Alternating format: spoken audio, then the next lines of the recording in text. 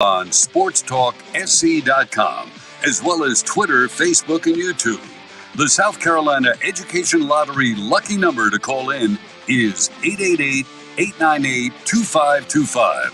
That's 888-898-2525. Now, here are Phil, Chris, and Pat with tonight's edition of Sports Talk. All right, welcome in, everybody. Welcome in. It's Sports Talk Media Network on a Friday night on the road. Been on the road all day today. Friday? On a Wednesday night on the road. I wish you were Friday, but we still got a couple of work days left, pal. Oh, me. Like I said, on the road all day today. It feels like I've been on the road 3 days. A Founders Federal Wednesday night. Yeah, really.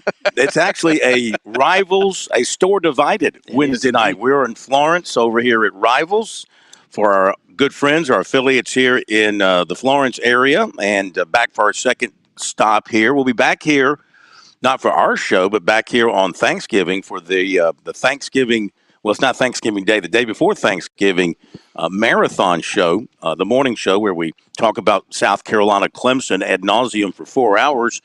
But that's a different story. We're here for Sports Talk for 2 hours here at Rivals, a store divided.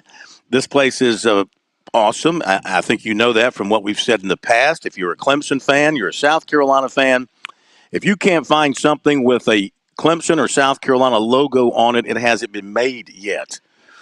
They might have some tattooed body parts for sale in some parts of this big store that's got a gamecock or a tiger associated with it. So we are here. They're staying open for a couple more hours. So if you're in the area, what's our address? We are on Trade Court, as I learned last night. As I always say, those of us who live here in Florence, off of David McLeod Boulevard, you know where Rivals is. It's impossible to miss. Gigantic brick building, that garnet and black painted one side and orange and purple on the other side. But, yeah, if you're a Carolina Clemson fan and you don't have something from Rivals, I question your fandom. Really? Yes, I do. Yeah. Because if you have never come here, regardless of where you are in the entire state of South Carolina, upstate as you're going to the beach, perfect place to stop by. Those of you along the coast, as you're headed this direction, out to Columbia or up to Clemson, perfect place to stop off before you hit the games on Saturdays. Now, there are Clemson-centric stores and there are South Carolina-centric stores, and then there's Rivals, which is unrivaled, I think, in what they have for both. You can shop for both. And, in some cases, people have family members who are fans on one side and fans on the other. So you can kill 2 birds or 3 birds with one stone by just coming to Rivals, taking care of all your Gamecock and Clemson shopping needs. All right, so in Charlotte today for ACC tip-off. Beautiful city, also known as Loserville, USA. Had a great time in downtown Charlotte. You didn't catch my. I did. There was no reaction. I can't. When the Panthers are 0-6, hard to argue that point. Right, and who else? The Hornets. Well, nobody cares. They stink.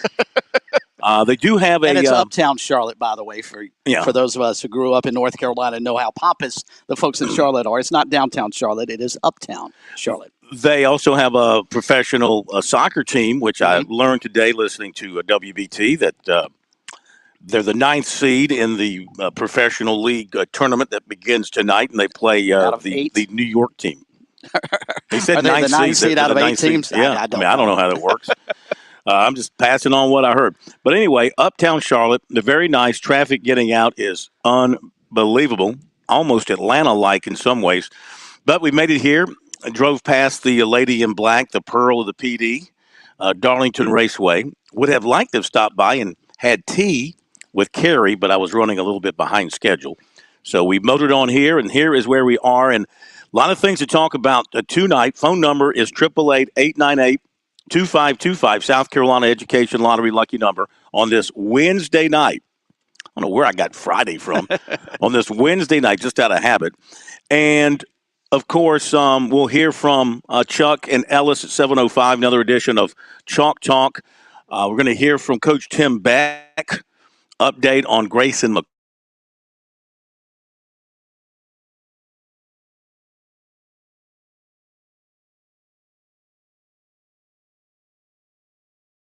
State, still not able to go to a level where he can help them. He's got a hamstring issue that he developed at NC State.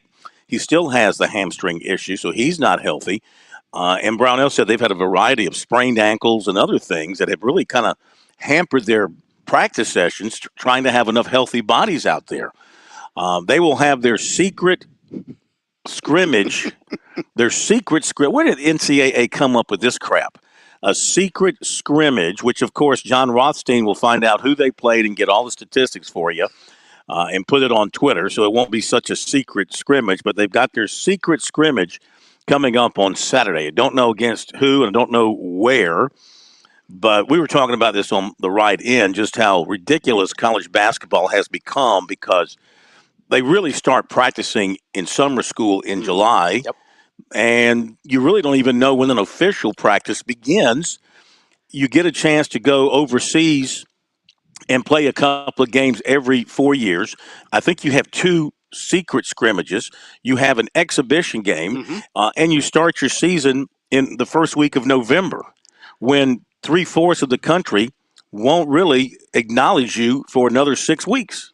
It has gotten beyond ridiculous. And I can remember, and not that long ago, I realize I'm getting older, but I can remember when October 15th was a very sacred day. That was the opening day of college basketball practice. Players hated that day. Coaches loved that day because that was the first time they actually got a chance to be with their team. And lo and behold, Phil, there were teams that actually won a national championship when they only had about 4 weeks to get ready for the season. It's Correct. remarkable that you could do that back then because now they have to have 4 months to get ready for the regular season. And it's just beyond ridiculous. And the secret scrimmage stuff, I don't quite understand at all. I don't get why it's a situation where if North Carolina is going to scrimmage, let's say UNC Asheville, what's the problem with them promoting that? Use it to raise money for some worthy cause in Chapel Hill or in Asheville. I think it'd be great. I don't understand why fans can't find out about these things. Let's have some more transparency. The one thing the NCAA is so bad about is transparency, and then they want to hide all this stuff. Why?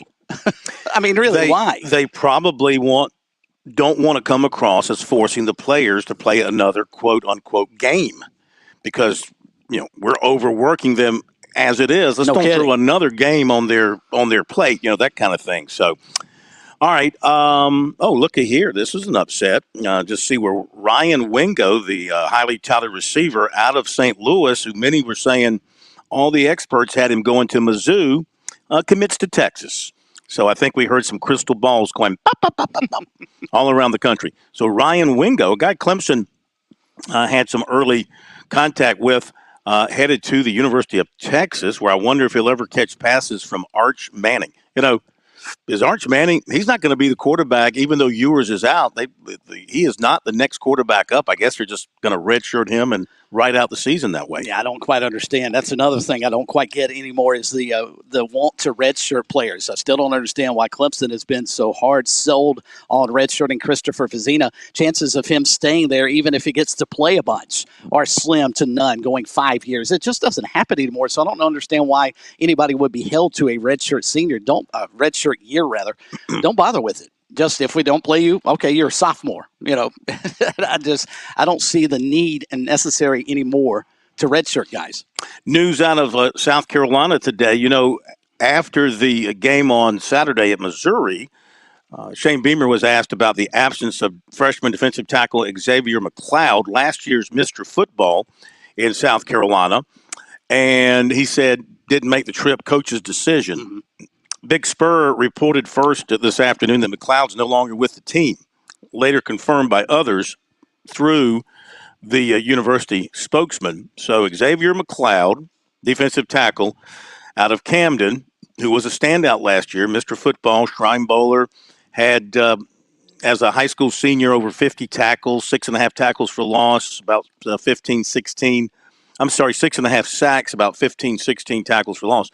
He played in 4 games this year, had 1 tackle against Furman and 1 interception against Furman. So he is at that cutoff for being redshirted.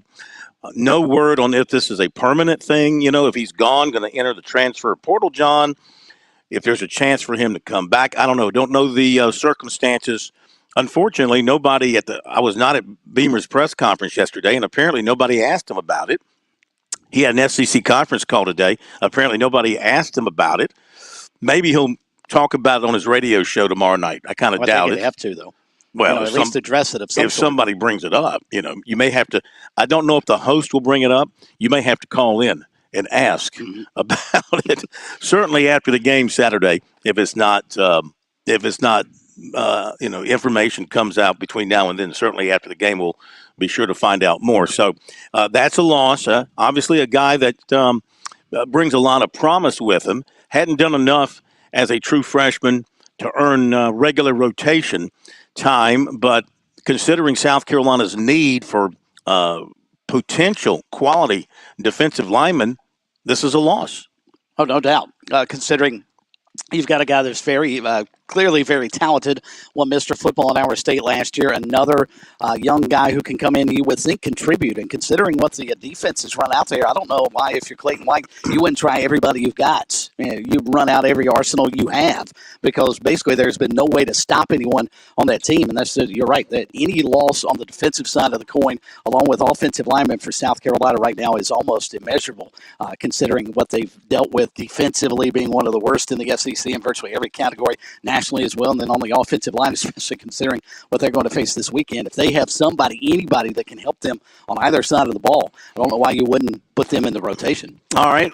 Now, speaking of Mr. Football, that was last year's Mr. Football. We've got the finalist for this year's Mr. Football. In the bottom of this hour, Scott Early, if all goes well, Scott Early, the executive director of the South Carolina Athletic Coaches Association, will join us. He's in Albuquerque. So he's supposed to have landed by now. Hopefully, we'll hook up with him. He'll be with us. And Ian Guerin, Media and Relations Director for the Touchstone Energy Cooperative Bowl, who knows all about the finalists as far as their backgrounds and things like that. The two of them will join us at the bottom of the hour to talk more about these finalists. And they are Zion Dobson from Hampton County. He is a really good player, running back for the Hurricanes, who are in their first year as a consolidated school. He's rushed for about 1,600 yards and 21 touchdowns this season. He's also caught some passes. He's thrown some passes, so they use him in a variety of different ways. Avery McFadden of Hillcrest at Georgia State, verbal commitment, and he's a receiver. He's heading up towards 200 receptions in his career and 32 career touchdowns. Turbo Richard from Northwestern, running back, who is a Boston College commitment. He's already over 1,000 yards rushing for the third time in his career and 53 total touchdowns in his career. Josiah Thompson from Dillon, big offensive tackle, committed to South Carolina and a Shrine Bowl selection. And the word on him, of course, very talented, 6'7", 290, very athletic offensive tackle. Yeah, very good-looking player. If you watch Dillon and you want to watch their offense and you want to know where the ball is going, just focus on Josiah Thompson, because they're going to run right behind him. Yeah, it makes sense. I would. I mean, it makes perfect sense. And the fifth and final finalist is Watson Young, offensive lineman from Daniel. Now, I messed it up last week with Will Young, who was coaching in the Touchstone Energy Cooperatives Bowl, because I had Watson confused with another Young from Daniel. But this is Watson Young, who is the son of Kyle Young and thus the nephew of Will Young. Aha. You get it all? Okay, I got it. And he, too, is a Shrine Bowl selection, an Appalachian State verbal, and a big-time offensive lineman at 6'3", 280. So 4 Shrine Bowlers, Avery McFadden, Turbo Richard, Josiah Thompson, and Watson Young, and then Zion Dobson, who'll play in the Touchstone Energy Cooperatives Bowl in December. So there you go. Congratulations to each. The winner will be announced at halftime of the Touchstone Energy Cooperatives Bowl, which you'll hear over many of these stations on the Sports Talk Media Network. But we congratulate all these young men and wish them the best of luck as they go on through the rest of their season. And then, of course, when the winner is announced at halftime of that game in December. Okay, now the other major news has to deal with the quarterback at Coastal Carolina. Do you want to talk about it, or shall we hear from Coach Beck? Actually, Tim Beck explains it pretty well. I'm not sure I can add much to what he had to say, but he opened up his press conference. He always meets with the media on a Wednesday, and clearly the bulk of the press conference was, all right, what's the status of your 10,000 career yard passer at quarterback? Will he be available? Said basically no, highly doubtful for this weekend. And here's what Tim Beck had to say with regards to Grayson McCall earlier today. Yeah, just, obviously we're getting ready to play our homecoming game. Guys are excited to be at home. Make a statement about Grayson and where he's at, and to give you guys an update with Grayson. Again, always tough when you have an injury like Grayson had and has. He's currently getting evaluated by the specialists and the people that he needs to see for him. And to figure out exactly where we're at and what the next steps are. He's very doubtful for the game. But again, like always, I am not at liberty to tell you exactly what's going on because I don't know exactly what's going on. And that's part of what he's doing and why I continually tell people we'll know more at the end of the week. Today's Wednesday. Everywhere I've ever been, that's hump day. The end of the week is probably Friday. So I'll probably know a little bit more by Friday how things go. So out of respect to him and his family, that's our statement. And we want the best for him, whatever that is. And whatever his decision, the medical staff, our medical staff has been on it. They've done a tremendous job working with him and keeping his spirits up and getting the treatment and the rehab and all the things that he needs to be doing. And again, we'll know more at the end of the week. Obviously, like you said, serious injury. But how, given as the week's gone on, how is he feeling? Is he feeling, better as things progress? He has good days and bad days. He's upbeat. His health is obviously the number one concern for Coastal Carolina. The university, all parties involved, all his teammates care about his health, first and foremost, and his family. And, we, as media, always want to be the first to report an injury and all that stuff, and it's all great. I worry about our players. It's his life. I want him and his family to hear all the medical terminology, all the things that they think the injury is or could be or is. Whether it's a concussion, not a concussion, who knows what at the end of the day, what they'll decide. And then let him and his family come to grips with that, make decisions with the medical staff on what is the next thing to do. And we are behind it 100% wherever that is. Grayson McCall, very doubtful with this game. Could that have been his last play at Coastal? Maybe. Who knows? I don't know that. But we'll have to see that and get a good feel of that as he continues to progress in his treatment and his rehabilitation, and see where he goes. And our medical staff's all over it. They've been in constant contact with him, see him, and again, with him seeing the people that he's seeing here in the next 2 days, we'll know a lot more. Coach, would it be safe to say he hasn't been cleared? Yes. Okay. Right now, he is not cleared to play. So some troubling words there from Coach Beck. I say troubling. I mean, to a Coastal fan, those words are words you don't want to hear. Those words being last play. Could he have possibly played his last play for the Chanticleers? You don't want to hear that. So take us back to the game.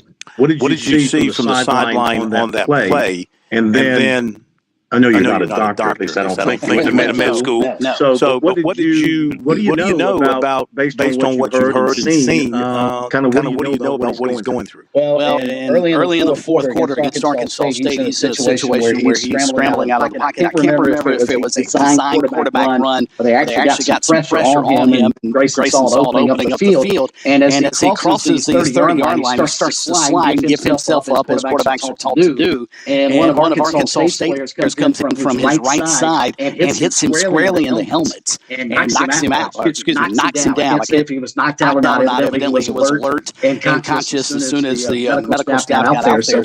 But he lay on the field for quite some time as they brought the card out and then put him on the backboard, had his neck and head immobilized. They took him to the hospital. He was under observation throughout the evening and then flew back to Conway on Sunday. You heard Tim Banks say, actually, if you listen to everything that he had to say today, it's up on our website at SportsTalkSC.com. He did not commit to it being called a concussion. Did not want to go quite that far because, as he pointed out, he doesn't know. He's not sure if what Grayson had was a concussion, but they're going through a lot of things. Keep in mind, this is a young man who's had injuries throughout his career.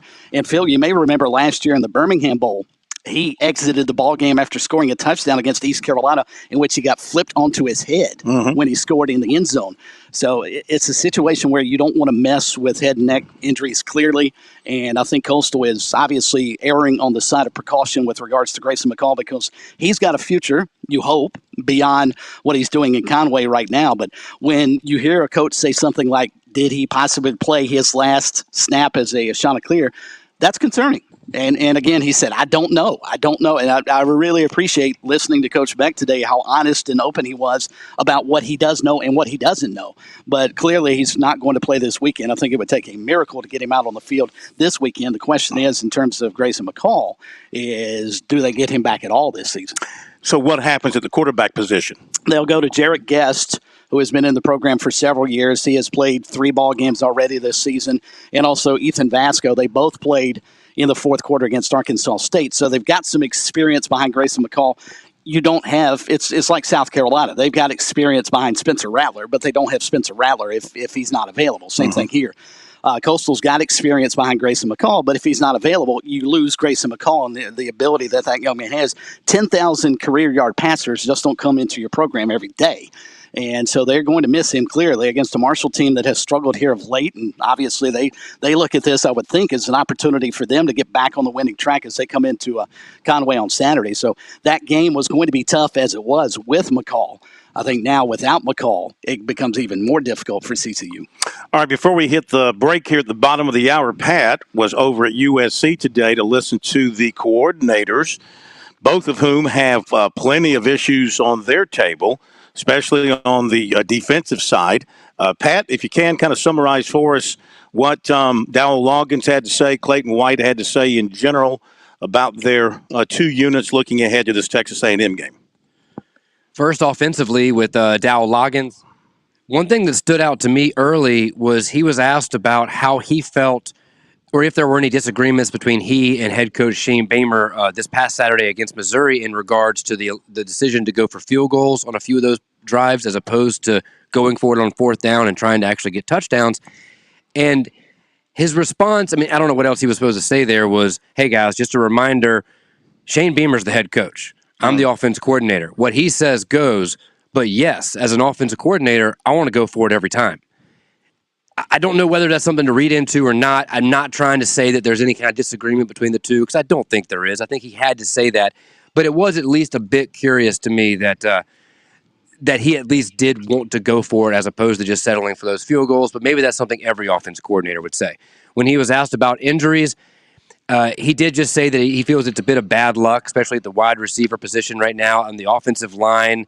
He did say they're going to try to look at things. But another very intelligent point he made that I don't think we've discussed on this show, at least not that I can remember, is another angle to these offensive linemen being out. It's not just that hurts them on Saturdays, but throughout the week at practice, they still need to do reps. The offensive guys still have to run plays, still have to practice, and now without that depth, those offensive linemen can't take every few reps off. It's those same guys are having to line up and work a lot longer and harder and take more reps in practice throughout the week, which means they're not going to have as much time to recover throughout the week. They might be a little more banged up going into games on Saturdays as opposed to if they have that depth at the offensive line position.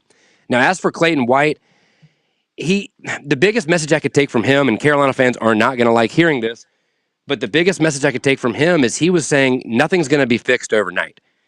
He knows there's problems. He knows that there's missed assignments. He knows that there's bad angles on tackles. He knows that there are a number of issues right now on the defensive side of the ball, but there's no magic cure. There's no magic wand he can wave that's going to make that all of a sudden better this weekend. I agree with that. Yeah, there's no doubt. You are what you are at this point in time. I agree with that wholeheartedly. When we come back, Going to dive deeper into the Mr. Football finalists. Stay with us here on Sports Talk. On Point Weather is made possible by our friends at Palmetto Citizens Federal Credit Union on 107 The Point. Here's tonight's forecast. Not as chilly overnight with a low temp dipping to 56. Tomorrow is just like what we have today, but we'll top out at 80 with the mix of sun and cloud. High temps in the low 80s for the next few days with sunshine all weekend. We're staying dry. No rain in sight. I'm Brian Leonard with your On Point local weather.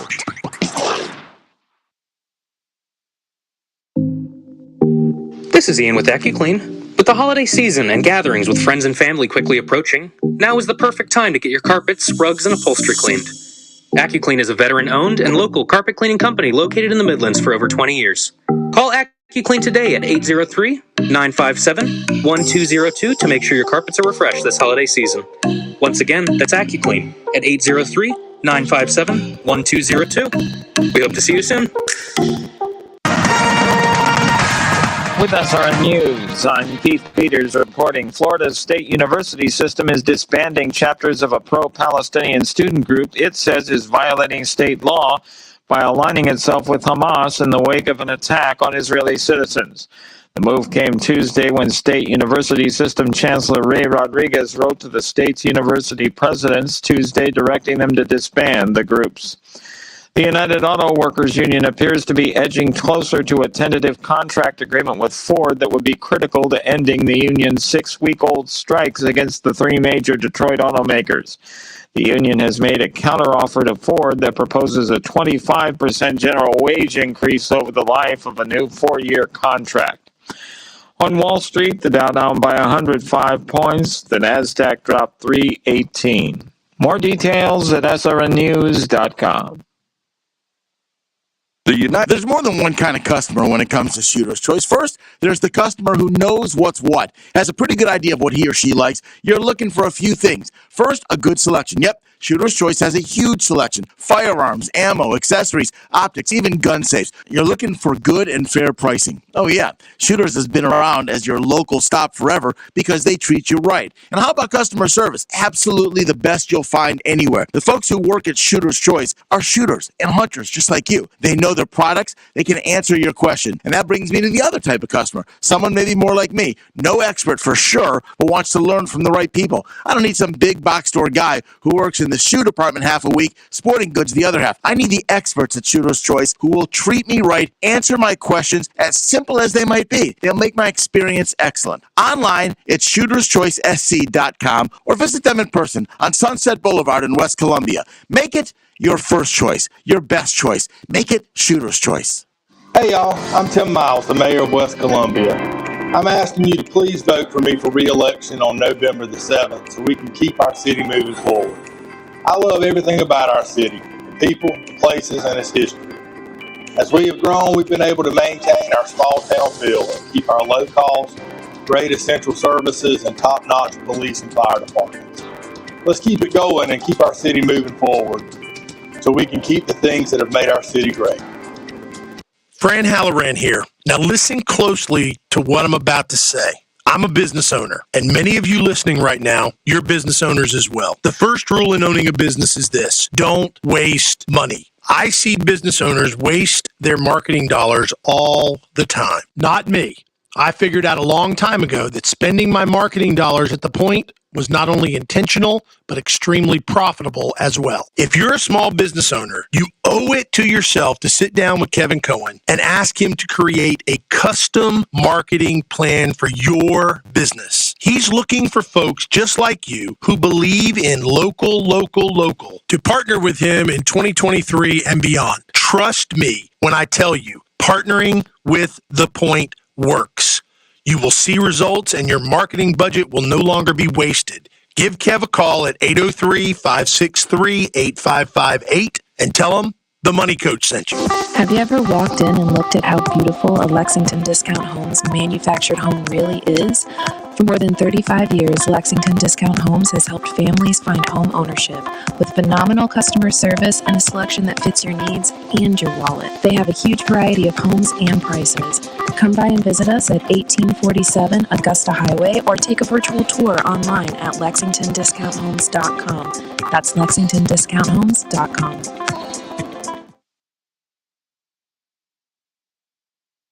Yeah, you know what it is. Black and yellow, black and yellow, black and yellow, black and yellow. Yeah, you know what it is. Black and yellow, black and yellow, black and yellow, black and yellow.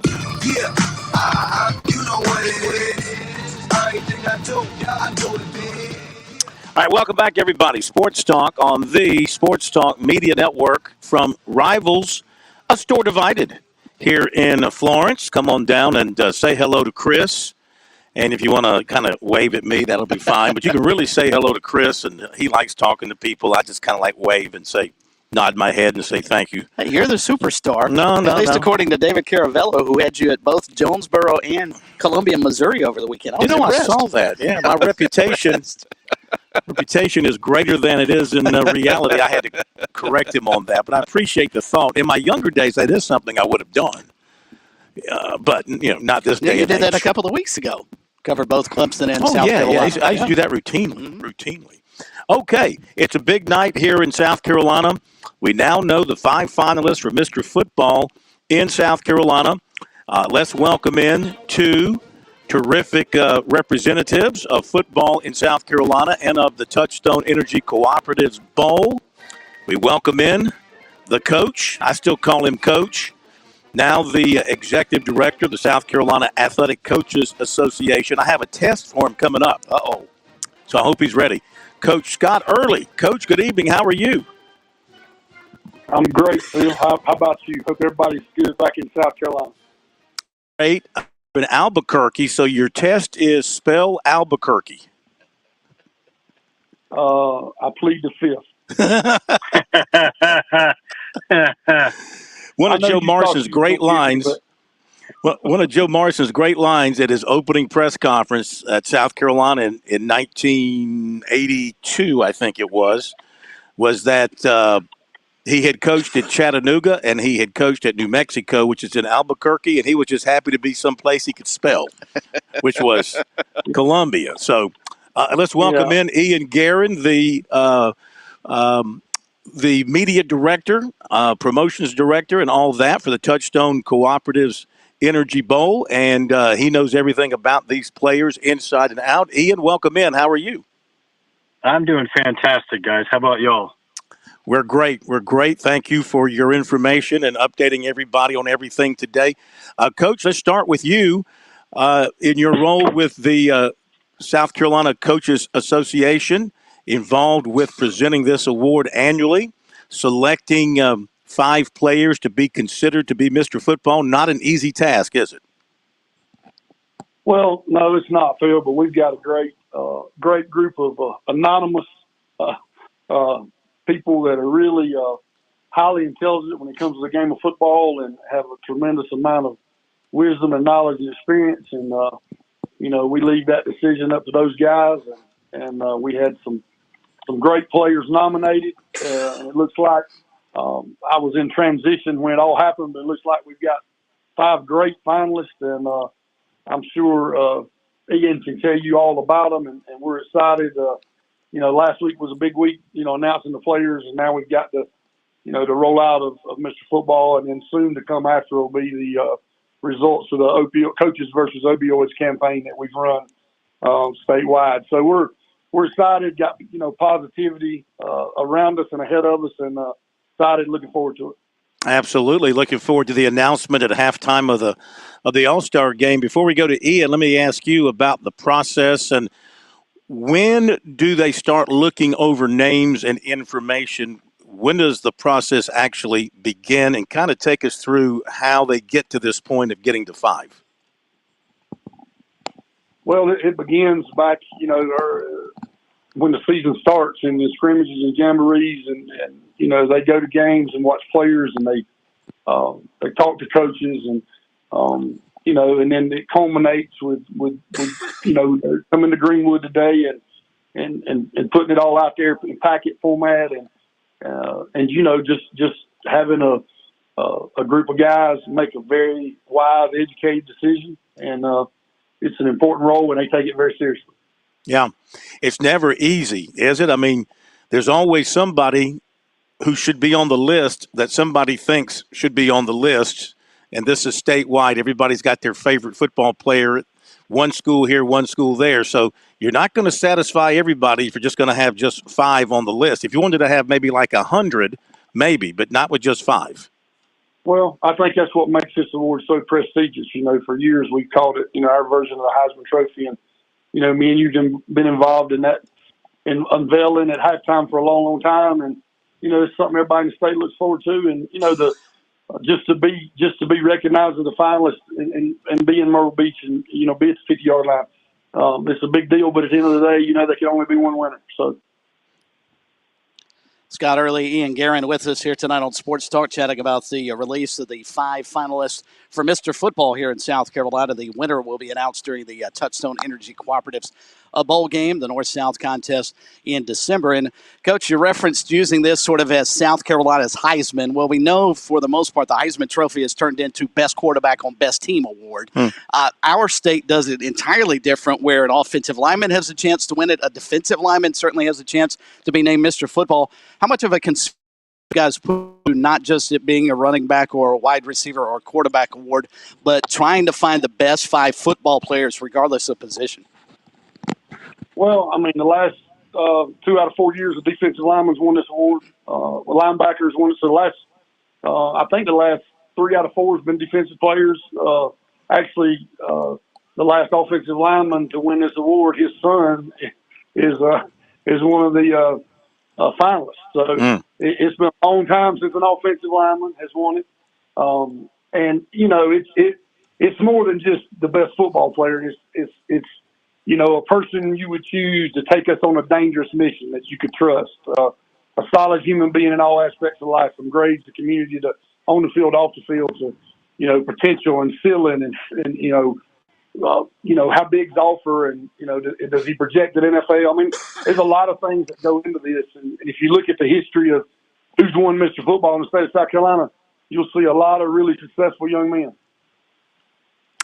Let's welcome in Ian now, because he's done the background work on the players, the individuals, some of whom you might have heard of, maybe some you haven't heard of. So, Ian, I'm going to turn it over to you and let you give us the background on the 5 finalists. Yeah, and if you don't mind me kind of piggybacking on the process, I think that it's safe to say, if you're a football fan in the state of South Carolina, and if you're charged with picking teams or picking Mr. Football, or if you're looking at, let's just say rankings for a service. If you're a football guy, you never stop. So the process doesn't really stop either. I think it's safe to say that a whole lot of people are already looking at 2025 kids for potential Mr. Football, this time next year. So, we can sit here and we can break down, okay, well, when are our deadlines? When do nominations have to be in? When are semifinalists chosen? That's something the public never hears about. You hear about the finalists, but really this is an ongoing process that starts even before what Scott said. These are guys who were looking at players this time last year, and it'll continue. That's kind of how it goes. Now, as far as, the 5 finalists this year, I think their numbers speak for themselves. You've got a guy like Zion Dobson who ran for 1,570 yards and 21 touchdowns in the first 9 games, this year alone. You might have heard of what Wade Hampton did, real recently to Woodland.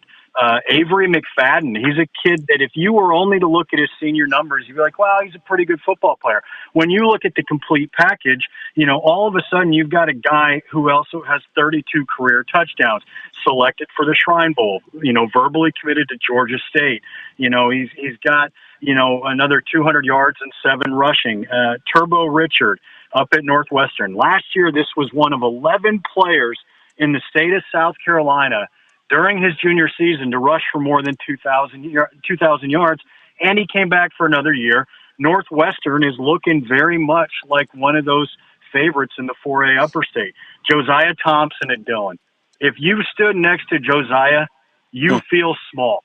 I don't know too many people that stand next to him at 6'7", 290 pounds, He is long. He is the leanest 290-pound human being I've ever been around in my life. And he's been a starter at left tackle since his sophomore year. Dylan rushes for 280 yards a game.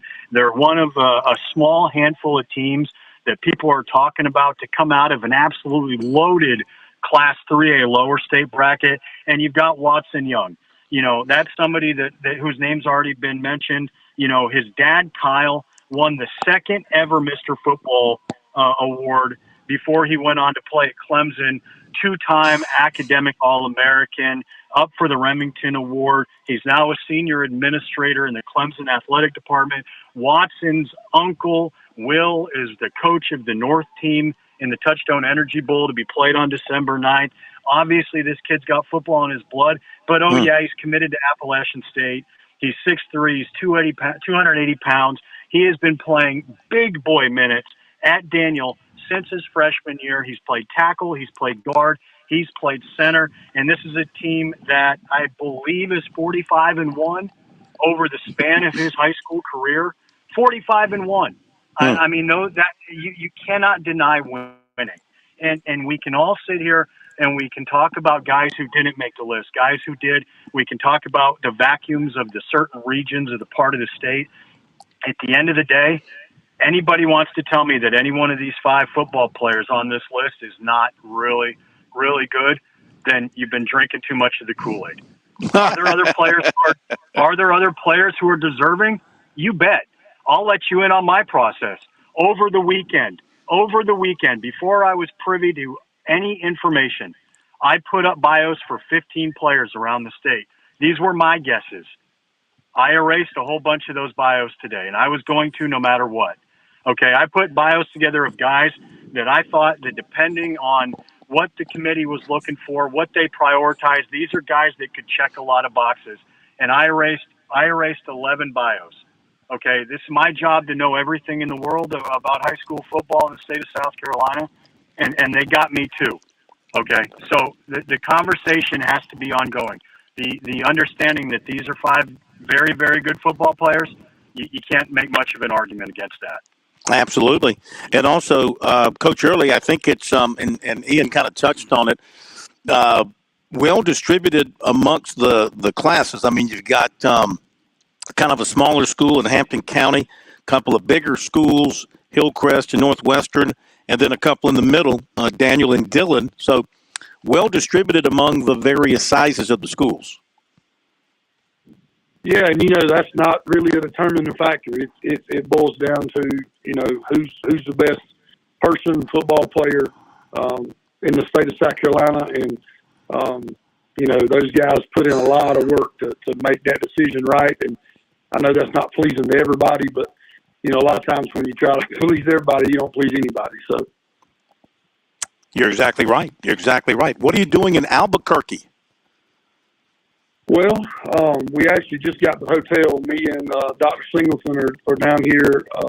We've been asked to be on a national panel for a company called Excel, not spelled like the computer program, but basically a database software startup to where it's going to be catered to high school athletics, a communication tool, kind of a prevention kind of thing that covers everything from opioid addiction and to fatigue. I mean, they got some people all over the country that, we're 2 days just basically answering questions and trying to give input on what would be a proper catering to a system in today's climate of high school athletics. Well, you have a great time out there. Learn as much as you can. Bring it back to South Carolina or deliver your knowledge to them and leave it with them, whatever the case may be. We thank you. Look forward to seeing you soon. Ian, thank you very much. Great job, my man. And we'll talk to you again soon. We appreciate it. All right, have a great night, guys. All right, bye-bye. Thank you. Thank you very much. And again, we are the home of the Touchstone Energy Cooperative Bowl here on the Sports Talk Media Network. You'll hear us talking about it a lot between now and December when the game is played. And once again, your finalists are Zion Dobson, Hampton County, Avery McFadden, Hillcrest, Turbo Richard, Northwestern, Josiah Thompson, Dillon, and Watson Young from Daniel. And Coach Early evidently should have taken that left turn in Albuquerque. He could have followed Bugs Bunny out of there. You lost me. Go back and find a Bugs Bunny cartoon. Okay. Many moons ago. Is there something? He always got off track because he took a left turn at Albuquerque. All I remember about that was wasn't Acme involved in that? Oh, yeah. The Acme. Was that Acme? Wile E. Coyote bought a lot of stuff from Acme. You know what Acme is, don't you? Acme is a supermarket in New York. Is it really? Oh, yeah. And evidently sells anvils and slots in the road, too. And the Green Bay Packers, if my memory is right, look it up. I think in their history, they were like originally the Acme Packers or something. How about that? There was Acme was involved in the name there. We'll look it up here in a moment. All right. Thanks to the guys. Terrific stuff. Yeah, congratulations to those players. Got to hit a break here on Sports Talk, and we will be back in just a moment. We're here at Rivals in Florence, so come on out and take a look at things for the next hour. If you can't make it in this evening, of course, they're open every day, Monday through Saturday. Are they open Sunday, too? I'd have to go back and check. I think they may actually be open limited hours on Sunday. Okay, so got plenty of time to shop. Holidays right around the corner. Everybody loves getting sports stuff, so this is a great place to come for your Clemson and your Gamecock fan, and we'll be back in a moment.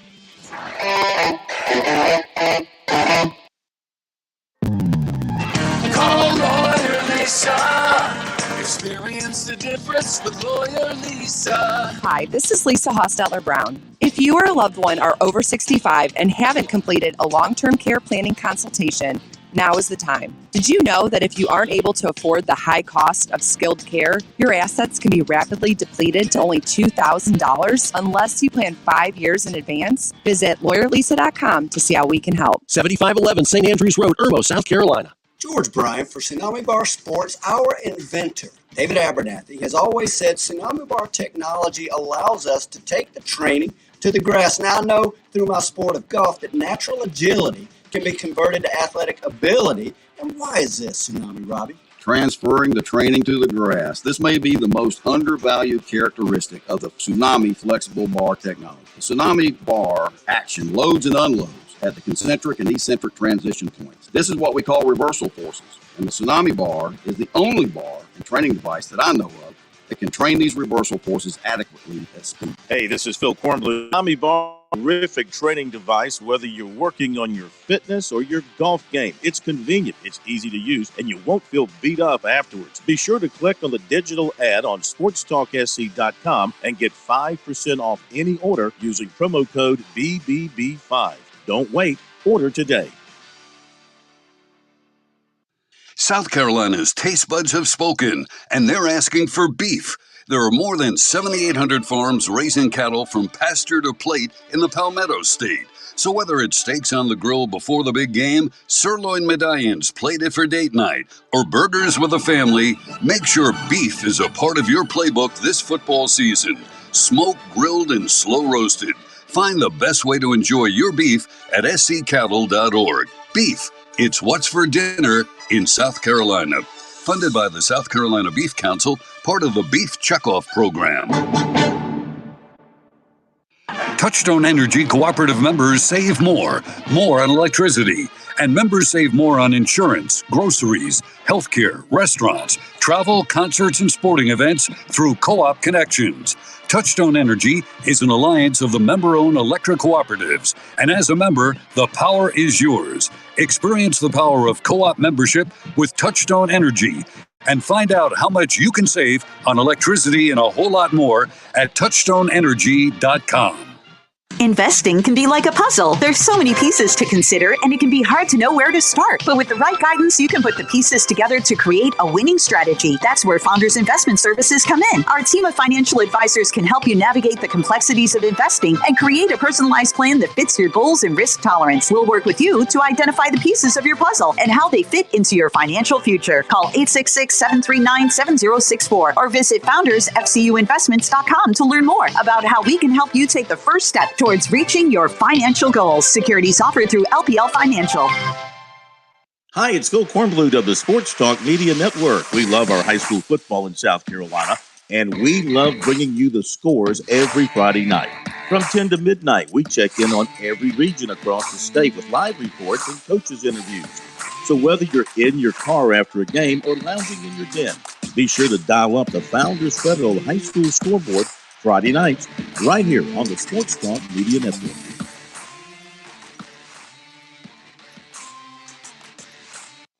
Your home is where your memories live. It's where you laugh and where you love. We understand the importance of the valuables under your roof, tangible and intangible alike. So no matter what's around the corner, we'll be there, offering you and your family the support that's made Farm Bureau Insurance a trusted name for nearly 70 years. You deserve more. You deserve a promise. Learn more at scfbins.com. Call me, Alex Satterfield, at 803-749-9171 for all of your Midlands insurance needs. The lottery is not about getting rich. It's about helping people, and it always has been. The lottery is what helped raise the Great Wall of China, build the roads of Rome, and today in South Carolina, it's what generates millions of dollars each year for scholarships like the SC Hope, Life, and Palmetto Fellows. The South Carolina Education Lottery is investing in you. Visit sceducationlottery.com/betteryou to learn more.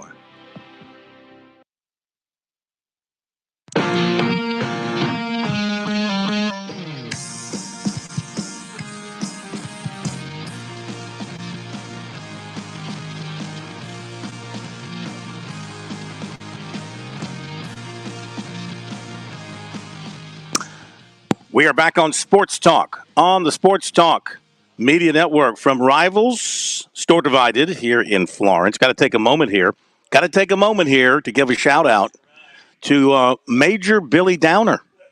Major Billy Downer today became a granddaddy.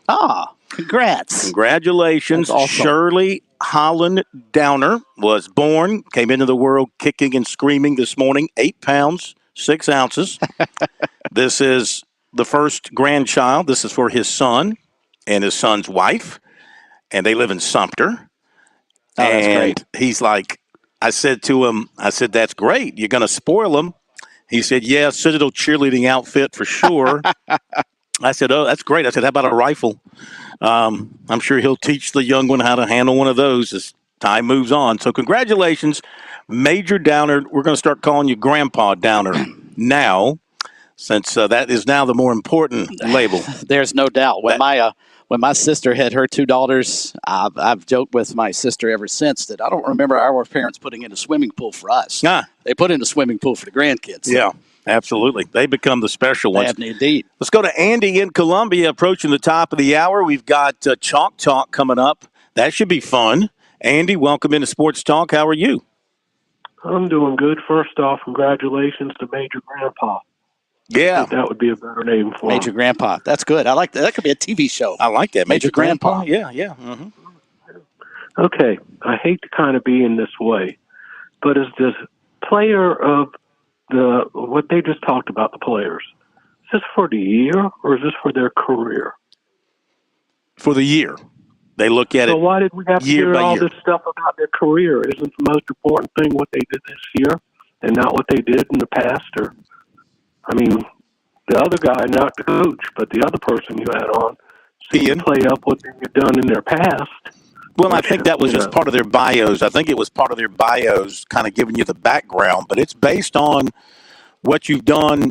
Well, you know what? Let me think about that for a second because we're picking it here, and it is sort of towards the end of the year. I mean, we're down to the last week of the regular season, so it is based on this year. They've been, I guess, what you've done maybe coming up through your career does have some influence because they're talking as a panel, as a group about your accomplishments on and off the field. So let me correct myself. I would say that basically you have to have a really good senior season and all the other things going on in your senior year, but a good background is probably part of the conversation. Well, and Andy, I think Ian sort of alluded to that where he talked about that we're already starting to see guys looking ahead to 25 and thinking who might make a good Mr. Football next season. So obviously you're not talking about kids who aren't playing right now. You're looking at juniors who are having really, really good seasons this year that could fall into a senior season that could be Mr. Football worthy. So I think Andy may be onto something.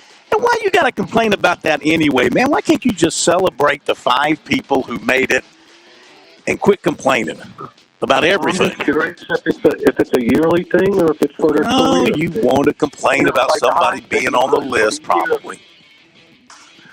Thank you very much. We got to go to the break here, top of the hour. Chalk Talk is coming up. You don't want to miss it. Be right back. Weekdays from 7 to 9 on The Point. It's Kev and Brian in the morning. The news, the traffic 4 times an hour, and your daily forecast. Topics to wake you up, topics to make you smile and laugh. Hope you'll join us. The Point. WQXL Columbia, W264DF. From the Bart Fireside Studio, the solution for keeping you warm this winter. This is 107 The Point. News this hour from townhall.com. I'm Keith Peters reporting.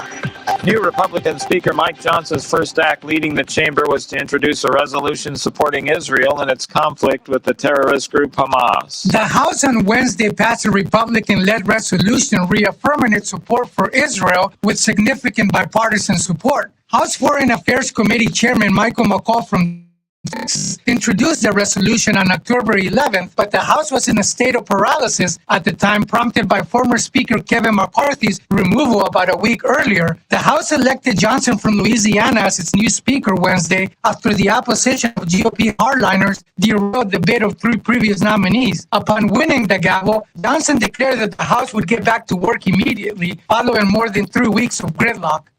Edwin Mora, Washington. The Wall Street Journal is reporting that Israel is delaying its invasion of Gaza so that the United States can rush missile defenses to the region to protect U.S. troops there. Washington is reported to be scrambling to deploy nearly a dozen air defense systems throughout the Middle East. President Biden also spoke out against retaliatory attacks by Israeli settlers against Palestinians in the West Bank. The president said Israeli anger is understandable after the heinous October 7 Hamas attacks, but he said the actions of settlers amounted to pouring gasoline on the already burning fires in the Mideast. It has to stop. It has to be held accountable. Deadly violence has been surging in the West Bank as the Israeli military ramps up its war plans. White House correspondent Greg Clugston. The White House is asking lawmakers for nearly $56 billion in emergency spending for disaster relief, child care funding, and broadband. On Wall Street, the Dow down by 105 points, the NASDAQ dropped 318. More on these stories at townhall.com. In a world where financial landscapes can change rapidly, safeguarding your savings and retirement accounts is paramount. Direct Bullion USA is more than just the #1 rated gold bullion dealer in America. We're your trusted partner in navigating the uncertainties of hyperinflation and political upheaval around the world. Direct Bullion USA can provide you with the knowledge and resources to fortify your financial stability and protect what matters most. Call us now at 888-787-GOLD. Precious metals like gold and silver have been a safe haven investment for hundreds of years. Get started when you call Direct Bullion USA at 888-787-4653 and get your free gold investing starter kit today. All it takes is one call to 888-787-GOLD. Take control of your retirement and protect your future with Direct Bullion USA. Call 888-787-4653. That's 888-787-GOLD.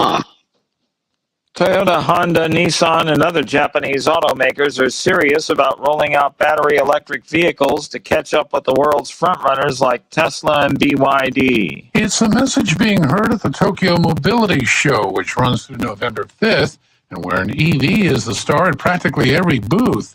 Journalists got a preview of the concept models ahead of the show's opening to the public Saturday. Among them are Toyota's lean, angular Lexus concept, set to go on sale in 2026, which runs on lithium-ion batteries. Honda is showing a sports car EV concept. Correspondent Jeremy House. The United Auto Workers Union appears to be edging closer to a tentative contract agreement with Ford that would be critical to ending the union's 6-week-old strikes against the 3 major Detroit automakers. The union has made a counteroffer. News and analysis at townhall.com. I'm Keith Peters reporting. On Point Weather is made possible by our friends at Palmetto Citizens Federal Credit Union on 107 The Point. Here's tonight's forecast. Not as chilly overnight with a low temp dipping to 56. Tomorrow is just like what we have today, but we'll top out at 80 with the mix of sun and cloud. High temps in the low 80s for the next few days with sunshine all weekend. After staying dry, no rain in sight. I'm Brian Leonard with your On Point local weather. The only afternoon local talk radio in Columbia is the Afternoon Drive with Kev. It's all about you. It's your phone calls. It's my challenging topics. All the news, traffic, and weather weekdays, 4 p.m. on The Point. The Point. The Point.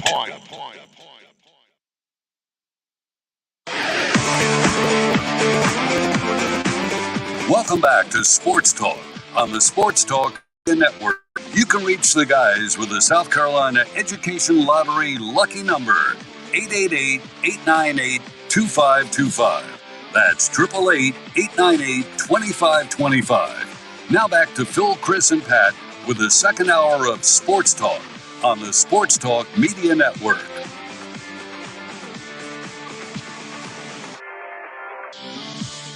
We continue on this Wednesday, Hump Day edition of Sports Talk. We're at a place called Rivals, a store divided here in Florence. We are in Florence, right? Yes, we are. Yeah. And they are open, by the way, on Sundays as well. So 7 days a week you can swing by here. And, of course, the folks who own Rivals, they also own a little group of stores. If you're heading to the beach on 301-76. Palmetto Outpost. Yeah. Very nice cool stuff. places. Nice. Yeah. South Carolina themed stuff. Yeah, so very cool. They have their hands on some great stuff. And they are open now, and they're open, of course, the rest of the week. And you said on Sunday as well, right? Mm-hmm. Okay. Well, we got to get Coach Reedy in here to get some Gamecock stuff. We got to get Coach Johnson in here to get some. Well, he's got some of both. Then he is indeed his own personal rival. Yes, he is. Yes, he is. And, of course, Coach Reedy has some Gamecock stuff, too, but he was only there for 1 year. He probably threw that stuff away. Let's welcome in Coach Chuck Reedy, Coach Ellis Johnson. Another edition of Chalk Talk here on Sports Talk. I saw Coach Johnson on Monday at the memorial service for Tommy Moody.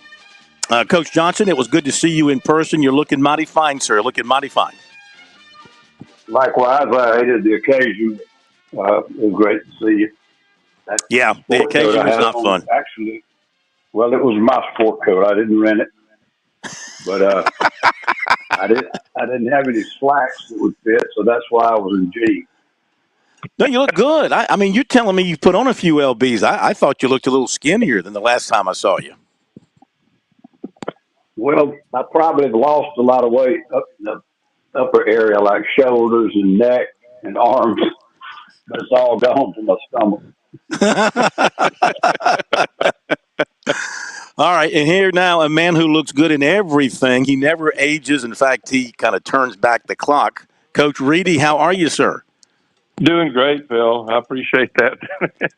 Have you still got any Gamecock gear left in your closet from your 1 year in Columbia? Well, I don't think I have any of that left. You know, that I've tried to remove that year from my resume. I remember that year. No, that was a tough one for everybody concerned. Kind of like what we're going through with the Gamecocks and Tigers right now. Let's see. Let's flip a coin and see which one we want to complain about the most. Let's start with Clemson. Chuck, we'll start with Clemson because, I mean, bless his heart. I mean, I know that Klubnik's got a lot of talent and things like that, and he's still young and still learning. But how many times do you have to be told? How many times do you have to be told? As the great Yogi Berra used to say, deja vu all over again. I mean, it keeps repeating itself. And the first thing you want from a quarterback, not how talented, how well he throws the ball, all this other stuff, don't get you beat. You want a quarterback, I mean, he can't get you beat. That's the first thing. And, as talented as Klubnik is, in their 3 losses, he's contributed, either poor decisions or turnovers or whatever, to all 3 of those losses. And, guy's talented, but, I mean, that guy will get you beat real quick with poor decisions and turnovers. And that's where they are. I'll also lay some blame at the feet of the coaches because, I mean, okay, they got down to the 1 yard line, Chuck, and they got down there how they got down there. But they have a Rhino package, and they've used the Rhino package. And they refuse to use the Rhino package for whatever reason. I mean, you would think that from the 1 yard line, you throw in those two big defensive tackles and you put Moffa back there. You're on one of those shots, you're going to get in the end zone, don't you think? Well, they had the ball first and goal on the 2 and had four shots, and they can't get it in. No, of course you would. I don't understand. Now, I'm going to give you – you want to know my real assessment of Clemson's football team and program? If you really want to know it? Yes. Okay, I'm going to – and you may have seen this, and I saw this from David Hood it's been about a month ago now, but this says it all to me. In 2018, they had 9 full-time assistant coaches with a combined 200-plus years of college coaching experience. This year, they've got 10 full-time coaches with a combined 57 years of college experience. They've got a bunch of young guys out there. You don't replace a Robbie Caldwell, with a guy that's got 3 or 4 years coaching experience. You don't replace a Danny Pearman. You don't replace, a Jeff Scott with a guy that's never coached, or Tony Elliott with a guy that's never coached. I don't care how good of players they were. Mm-hmm. They don't have any coaching experience. And you bring in a Garrett Riley, and I've seen nothing that different from last year. I mean, I watch it every week. They took some shots down the field the other day, which was, that was good. But I mean, and he's a young guy. He doesn't have a lot of experience, as a play caller. So I mean, I just think they got a bunch of guys out there with a lot of experience, with not a lot of experience, and and it shows. When things get tough, you need guys that have been around, and they just don't have those guys. And that's my assessment. I understand. Ellis, the Clemson defense, not without its faults, because they couldn't get off the field in the fourth quarter. And you had a freshman quarterback that Miami was limiting in terms of what they were going to do in the passing game. So they were going to line up and run it, and Clemson knew it, and they couldn't stop it. And I find that hard to believe from that defensive unit, that they knew the run was coming and they couldn't stop it. What was happening there on the defensive side, or what was Miami doing on the offensive side? Well, if you look at the total outcome of it, statistically, it wasn't bad at all. The problem is sort of what you alluded to. Sometimes their breakdowns occurred at really critical times. And they had the 80-yard run almost to open the game. And, I mean, it sounds stupid, but if you take that off the board, they ran for 131 yards, which is not exactly running over people. But the problem is it really happened at a critical time when they needed those stops, as you said, late in the game, whether they had the lead, and they just needed to get off the field, give the offense some more reps, etc. But they had less than 20 first downs. They threw, 362 total yards. That's decent, but that's not anything special today. Today's football. They got an intercept off the kid, and the 211 yards rushing is what's standing there flashing like a neon sign. But again, 80 of it was on that run they busted early, and it still counts. Don't get me wrong, but it wasn't like they just controlled the ball game on the ground all game long. But they did when they had to, and it was. It really was a critical thing. Their defense is obviously playing well enough to be undefeated right now, but there have been some critical times during the season where they really need to lean on them. And that's where their strength is, and some of the times it hasn't been quite good enough.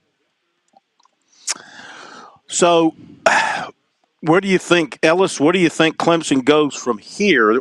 Mentally, they're in a place that they haven't really been in a long, long time. I mean, in the past, they've had 3 long seasons the last couple of years, but at least they were in the race and having a chance to go to the ACC title game and even getting there. Now, that's out of the question. Of course, national playoffs out of the question. There's no championships left for them to win except the state championship. So where do you think Dabo Swinney and the staff go to rally the troops and keep these guys interested? I don't think you come up with any rallying cries or anything like that. You go back to work like you always do.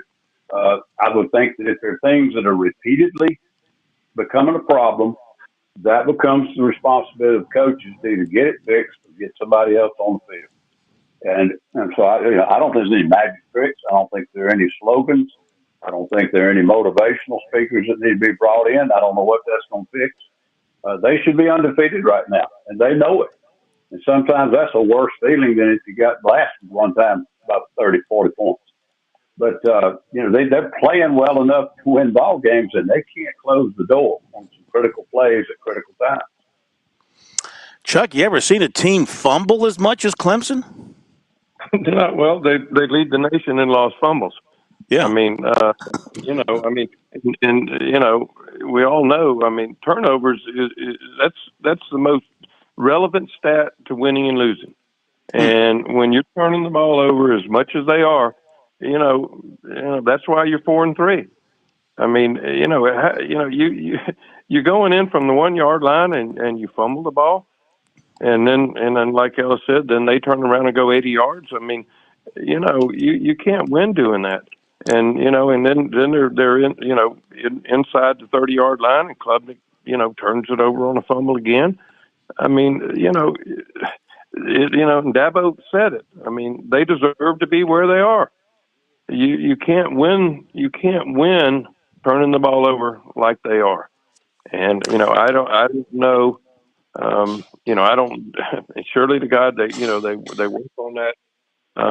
But there's no excuse. There's no excuse whatsoever for turning the ball over like they are. I mean, you can't justify it. Ellis, were you at USC when they had this thing called Fumble Island, or was that another time period? I don't think I was a part of that.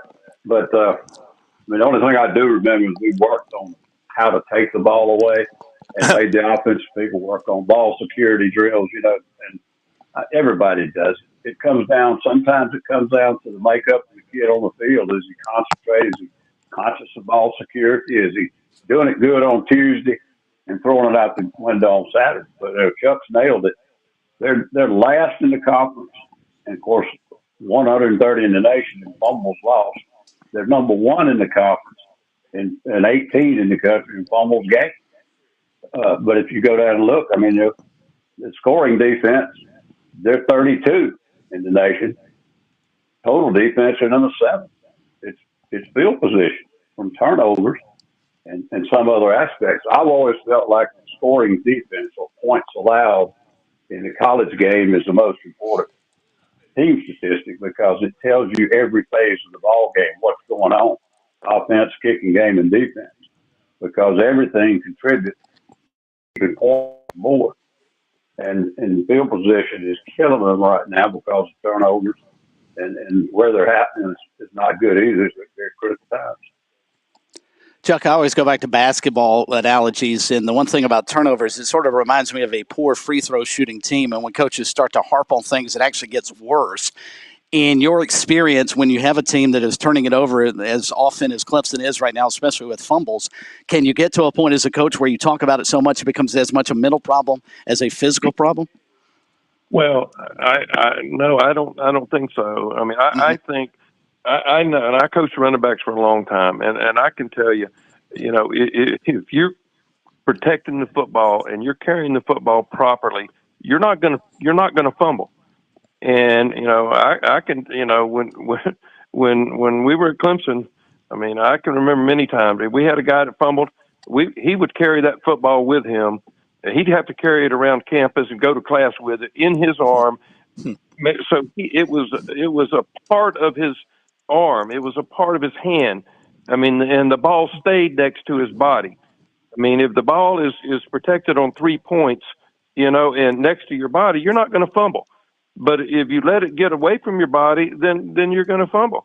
And so, we made them carry it so the ball became a natural part of their hand and arm. And so, I don't think talking about it has anything to do with it. I think it's how they're carrying the football.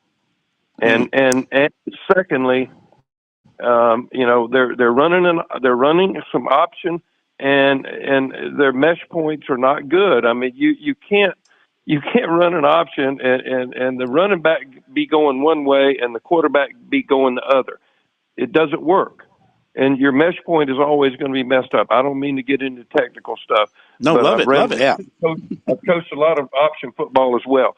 And I know you can't have the running back going to the right and the quarterback going to the left. The mesh doesn't work. And that's what's a lot of the mesh problems they've had. That's what that is. So, I mean, I'm not trying to coach them, but I've seen enough of it to know that that's what a lot of their problems are. Well, in today's world, you can't be mean to the football players and make them carry a football to class and all that. That might hurt their NIL value, and then they'd be in the transfer portal, John, there, Coach. What are you doing? Well, I'm sorry. But I mean, when you've got, guys like Shipley, I mean, who's supposedly, one of their better players, when he turns the ball over, thumbs the ball at the 1 yard line, that's unacceptable. I mean, I don't care. And if it hurts your feelings, I'm sorry. But, that's, you can't, that's just, you can't tolerate that. Yeah. Trying to see here. I'm trying to look up the stats. In 1981, you remember that year, don't you? 12-0. Oh, yeah. You guys averaged 391 yards per game for 248 yards per game. That makes you feel good, doesn't it?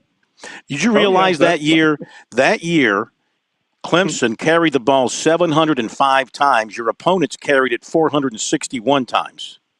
How many times did they fumble?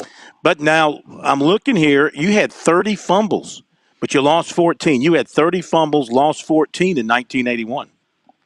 Okay. That was the receivers, wasn't it, Chuck? Yeah. That was Coach Holland's guys.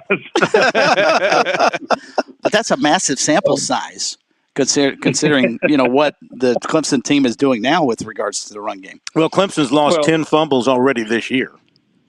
Yeah. Well, and go ahead, Coach. So we lost 14 the whole year. Yeah, in lost 12 14. games. Yeah, lost 14. Okay, let's go to South Carolina. Ellis, defense issues again there at Missouri. I thought Missouri's offensive line, looked really good. That running back, Schrader, a kid that came up from D2, but he is a big-time running back, and he was patient, and he let those holes kind of open up, and he zipped through them, and the Gamecocks are having trouble back in the secondary, and I don't know. You hear people complaining about the linebacker play. They just lost a freshman defensive lineman today who I think, from what I can gather, sounds like he got booted from the team for from what I can gather, sounds like some what's the word I'm looking for? Some attitude type stuff going on. So anyway, there's a world of hurt over there on that defensive side, and I don't know if there's any answers forthcoming the rest of the season. Well, and of course, it sounds like making excuses and belly aching, but with the injury situation they got going on, you're going to have some issues with bad players and critical spots on the field. I think that sometimes, everybody hypes their recruiting. Everybody does. But I think sometimes fans get some perception that everything is too deep, tied up, buttoned up. Everything's great. We got all these players. They lost the best linebacker in the very first quarter of the very first game. They've lost both of their best wide receivers, at least for certain games. They have not started the same 5 offensive linemen together in the same positions yet. And I don't know what other football team you can find that can say that. Now, I know that's not all defense, but defensively they've not played well even really since the beginning of the year. But they had a good-looking secondary, and now it's decimated with injuries. And it's causing players that are good 10-play games, 15-play guys to have to play 70, 75 plays. And the guys behind them are not ready to play, period.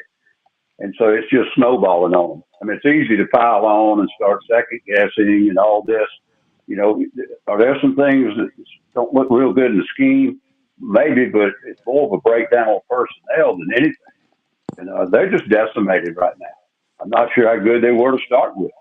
but they don't have players on the field that can play 70, 75 snaps against a good SEC team. The other day, the rushing game came back.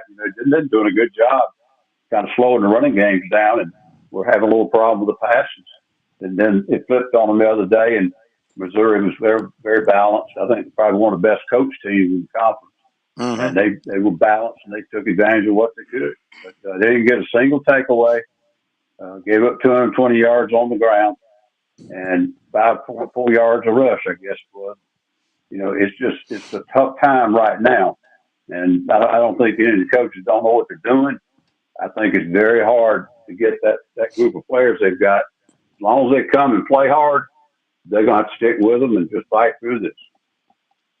Chuck, before I ask you about the Gamecock offense, I want to mention this about your 81 national championship team. I didn't realize this till I looked at the stats. Your defense had 23 interceptions and recovered 18 fumbles. Your defense had 49 turnovers that they took away. That's unbelievable. Well, it goes back to turnover ratio. It's like I said earlier, it's the most relative thing to winning and losing is turnover ratio. Mm-hmm. I mean, if you've got a +2 turnover ratio, your chances of winning the game are somewhere in the 70 to 80% range, just based on that.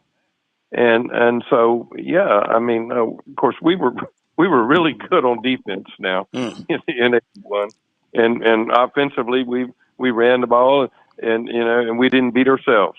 I mean, and that's how we won the national championship. Let me correct myself. Of course, I thought today was Friday. It's Wednesday. 41 turnovers, 23 and 18 is 41, not 49. But that's still impressive. And you had 44 sacks to boot. 23 picks, 44 sacks. Was Ellis, were you coordinating that defense? I can't think of a coordinator other than Ellis Johnson who could come up with those numbers. That's incredible. I think I was at two games, Phil. Does that count? Where were you in 81? I saw beat Georgia. I was at Spartanburg High School. Okay. All right, to the Gamecock offense. What do you say, Chuck, about where they can go coming off the, how'd you like the way? See, I kind of thought Beamer did a good job with the field goals, getting points on the board.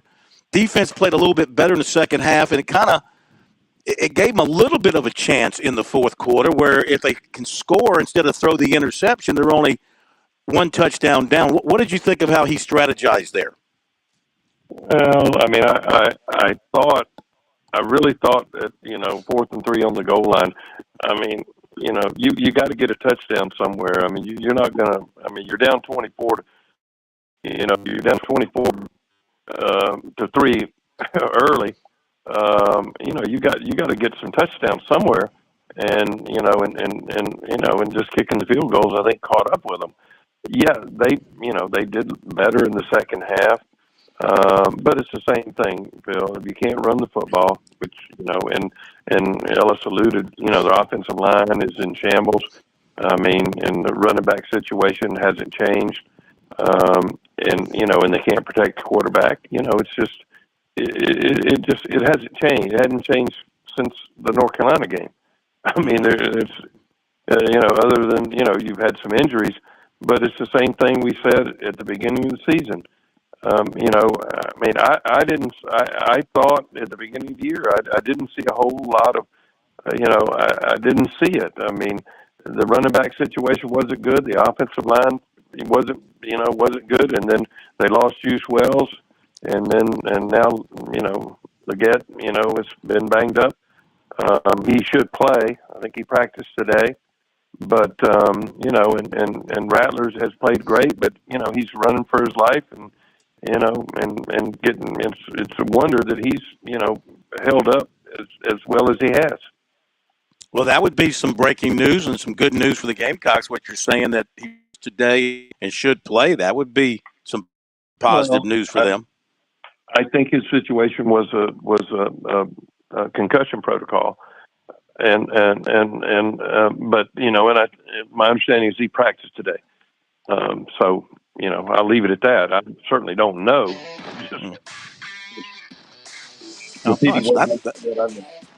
That's good. I'm going to leave you with this. In 1981, you did miss 9 field goals. So ponder that. Have Mitch Jeter evidently back then. 9 missed field goals. Guys, it was a pleasure. Thank you, Coach Johnson. Thank you, fellas. Thank you, Coach Reedy. Yes, sir. Thank you. Guys, take care of yourselves. Talk to you next week. Be right back. On Point Weather is made possible by our friends at Palmetto Citizens Federal Credit Union on 107 The Point. Here's tonight's forecast. Not as chilly overnight with a low temp dipping to 56. Tomorrow is just like what we have today, but we'll top out at 80 with the mix of sun and clouds. High temps in the low 80s for the next few days with sunshine all weekend. We're staying dry. No rain in sight. I'm Brian Leonard with your On Point local weather. Hey, this is Paul Romanstein, proud owner of Midlands Landscape and Lawns. Is it time for a new lawn? You need to start with a smooth grade done right. Then a must is a new Rainbird irrigation system that comes complete with a 1-year warranty. We will then help you know what turf is right for your yard. Tiff Tough Bermuda is a great turf for full sun. Then let the pros maintain your whole property and keep your new grass green and healthy and weed-free. At Midlands Landscape and Lawns, we hate weeds. So that's why you can find us at hateweeds.com. hateweeds.com. With SRN News, I'm Keith Peters reporting a low-key lawmaker who's been in the House for less than a decade. New House Speaker Mike Johnson isn't instantly recognizable to most Americans. But the social conservative and devoted ally of former President Donald Trump has been a quiet force within the Republican conference he now unexpectedly leads. More importantly, he was able to get 220 votes to become Speaker of the House, something none of his former well-known colleagues were able to do. NBC Nightly News anchor Lester Holt, Meet the Press moderator Kristen Welker, and Salem Radio Network morning host Hugh Hewitt will moderate the third Republican presidential debate. Scheduled for November 8th in Miami, the debate will be shown live on NBC and NBC News Now streaming service at 8 Eastern. More details at srnnews.com. This day, I sure like to brag about good local businesses. Franklin Plumbing and Drain Cleaning is a great local biz. Josh and his team stress customer service as their top priority. Franklin Plumbing and Drain Cleaning came out to my house. I had a toilet that wasn't working right, a garbage disposal that died. They came out right on time, told me everything they were going to do, and explained the price of each repair before even bringing in the tools. I knew exactly what I was getting and exactly what it would cost. Their prices are fair. Their team is courteous and professional. Plus, they did a great job fixing what needed fixing in my home. I am very careful about making any recommendations, and I'm thrilled and confident to suggest you call Franklin Plumbing and Drain Cleaning for any plumbing needs. If it's a repair or to replace something, if it's that tankless water heater that you've always wanted to give you that endless hot water and save you some money, they unclog drain and sewer lines and so much more. Online, you'll find them at franklinplumbing.sc.com or just give Josh and those great folks a phone call, 799-2222. That's 799-2222, and tell them you heard about them from here at The Point. Dave Ramsey here. Do you want your money to work for you rather than you working for your money? Go see my friends at Palmetto Citizens Federal Credit Union. They're not a mega bank and have been serving the Midlands since 1936, offering good old-fashioned customer service and free services. They'll look out for your financial well-being. With 14 locations, check them out today at palmettocitizens.org. Federally insured by the NCUA. Have you fallen behind on your taxes and might be facing IRS penalties? Have wage garnishments, levies, or liens? Have unfiled tax returns? You want someone local and qualified. Don't fall for those national spots. Meet with me, Teresa, and let me help you through your tax maze. I can help your tax issues. There are options to get you back on track. Call Capital City Professional Services, 400-8683. That's 863. Shepherd's Glass has provided commercial, residential, and auto glass installation, repair, and replacement to Columbia for over 50 years. Large retail storefronts, auto, custom shower enclosures, and mirrors for that remodeling or new construction project. Visit shepherdsglass.com to see and learn more. Now with 2 locations on Flat Springs Road in West Columbia and Chapin at 855 Chapin Road. shepherdsglass.com. Shepherd's Glass. Shepherd's Glass. A true reflection of quality.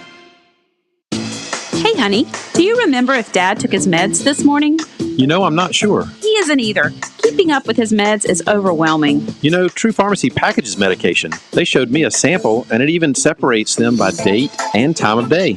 Something like that would be really helpful for Dad and for me. Even better, it's free, just for being their customer. True Pharmacy, 1628 Charleston Highway and 3217 Devine Street, or TrueRxSC.com.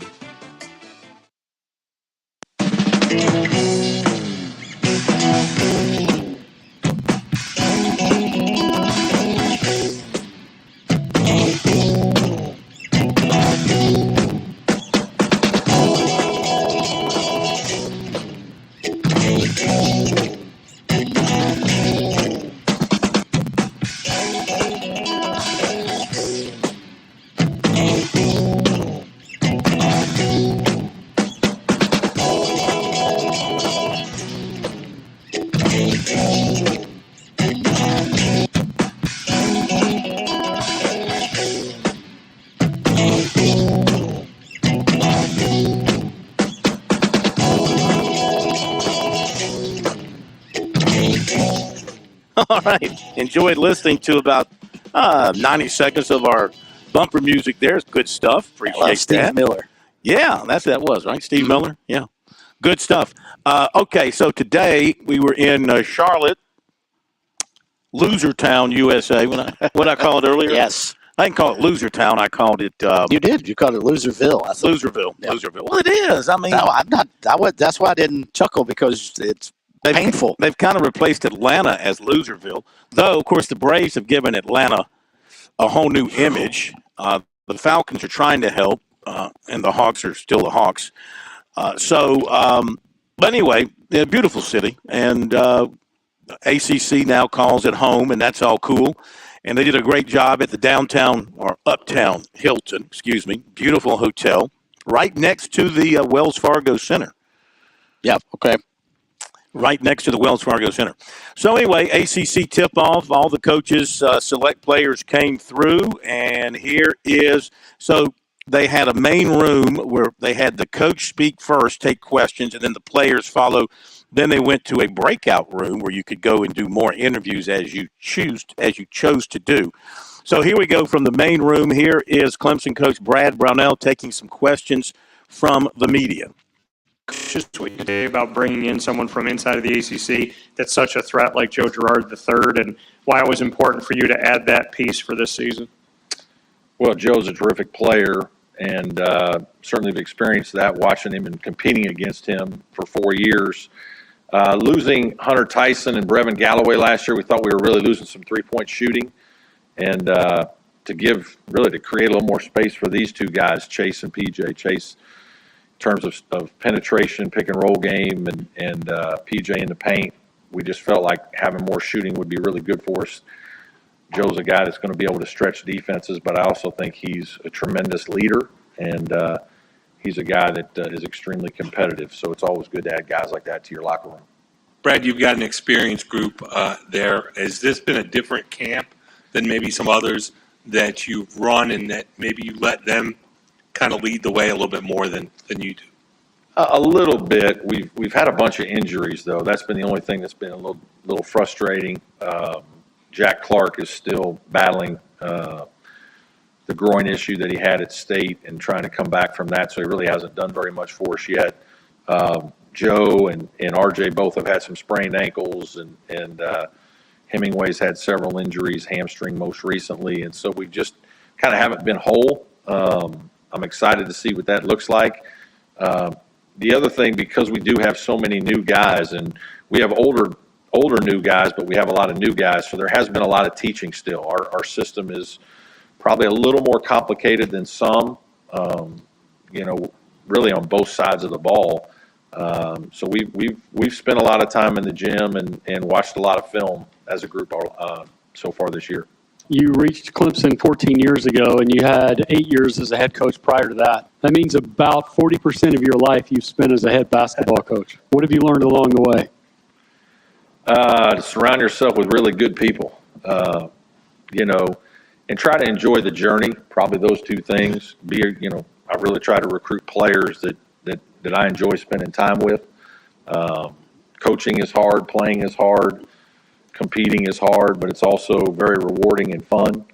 And when you compete with players and coaches that you love and love being around, you know, there's no better feeling than accomplishing something together in that situation. So I love my guys. I love my coaches. I think our culture and basketball family at Clemson is extremely strong. And you know, for that, I'm very thankful and blessed and have a lot of people that are responsible for that.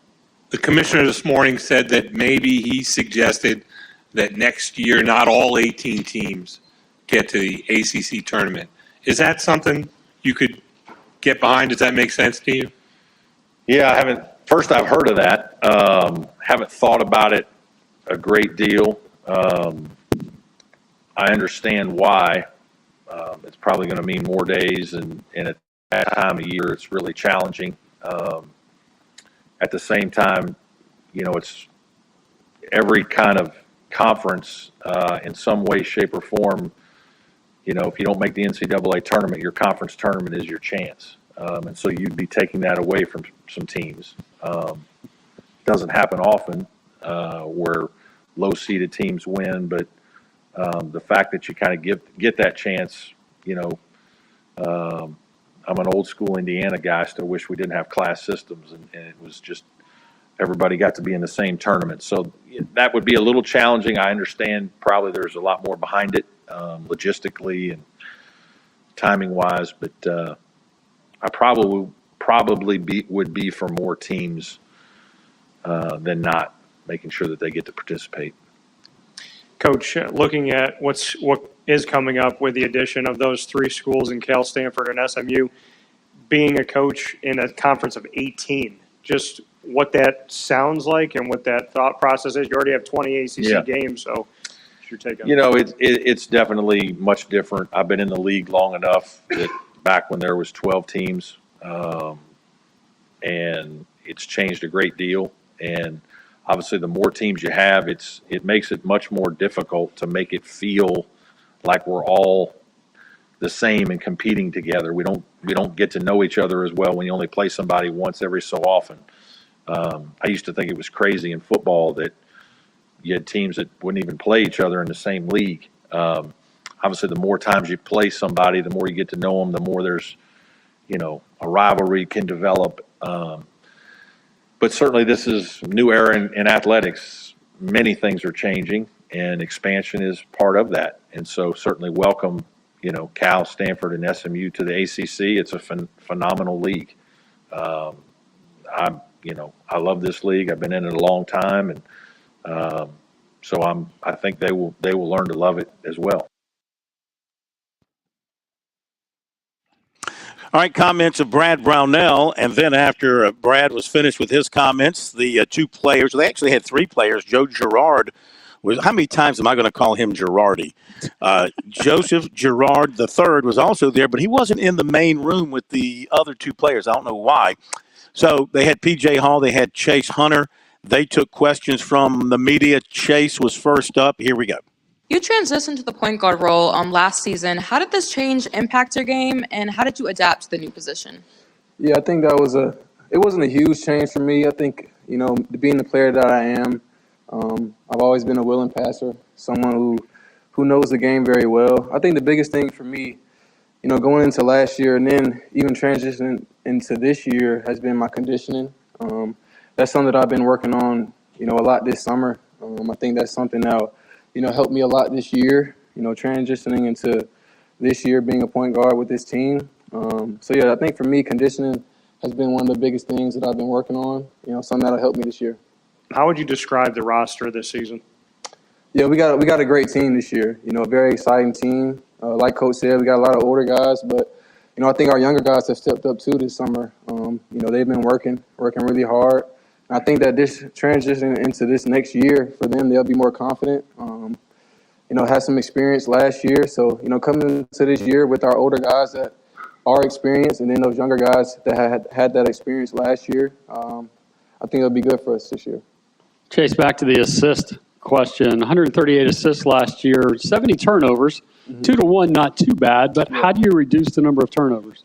Yeah, I think for me, it's just being more poised. Not playing so fast, kind of just taking things more slowly. And I think that's something that I've been working on this summer.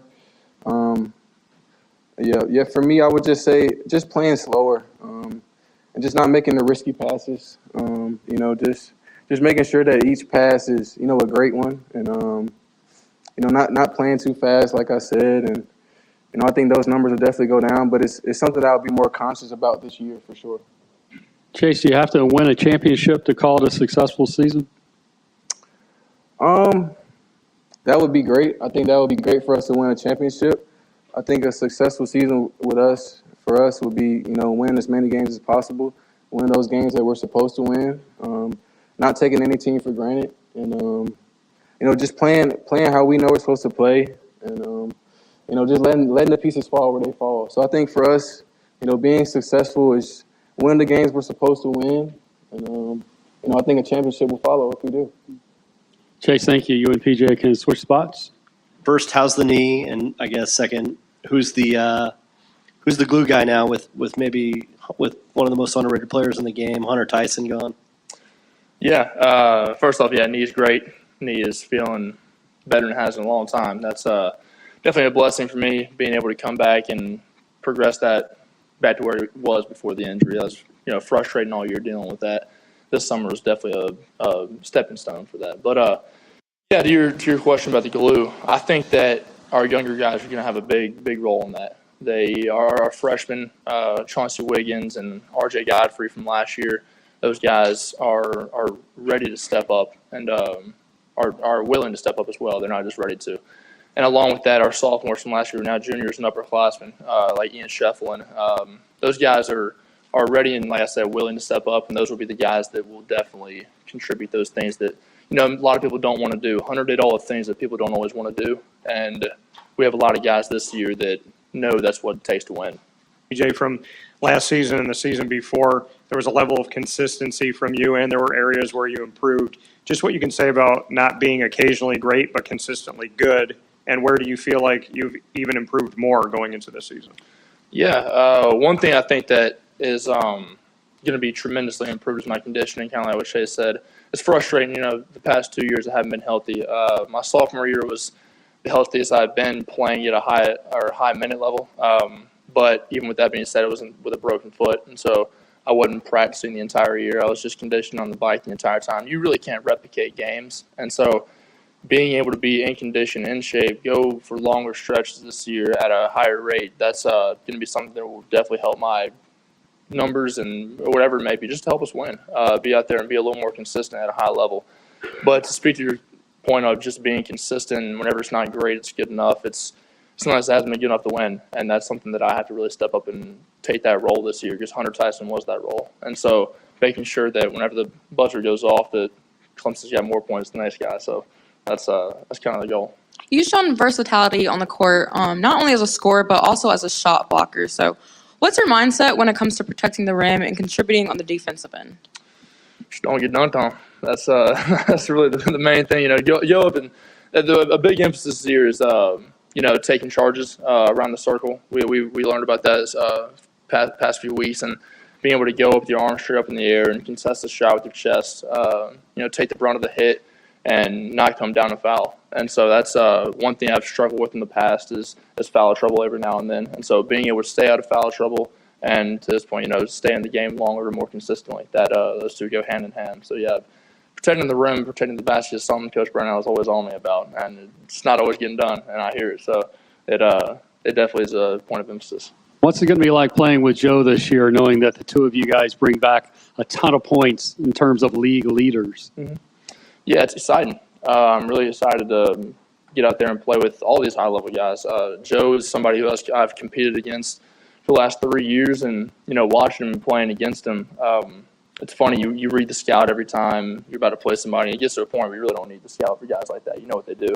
But when you come to be teammates with him, you see stuff in this game that you don't normally see all the time. He's a tremendous playmaker. That's what a lot of people don't realize. He's not just some run-off-the-screen shooter or knock-down three-point shooter. He can really create for other guys, whether that's space on the floor, passing the rock around, and creating for others. That's something that's a very underrated attribute about him. Does he know how to play man-to-man defense? He does. He does. He can play a little bit, not against me, but yeah, he can play a little bit. Okay, there you go. Clemson coach, Clemson players. They should be pretty good this season. They should be pretty good. I was told the other day at practice that Gerard hit 93 of 100 from three. Wow. 93 of 100 from three. I thought it was funny. That's what I was told. And it's always funny when you get a Syracuse kid. Now that we're starting to see the transfers of ones that played for Boeheim, can he play man-to-man? I thought that was a great question. Well, we asked him that at the media day a couple of weeks ago, and he said, he laughed. He goes, listen, I played man-to-man all the way coming up. Sure. From the littlest years to all the AAU teams I played on, high school teams. So, yeah, he can play man-to-man. Okay, we hit the break here on Sports Talk. We are at Rivals, a store divided in Florence. You got 10 more minutes to get down here to get a 8x11 signed glossy of Chris Bergen from his most recent trip to Jonesboro, Arkansas. Come support my name, image, and likeness, please. And don't forget, Rivals is open Monday through Sunday. Yes.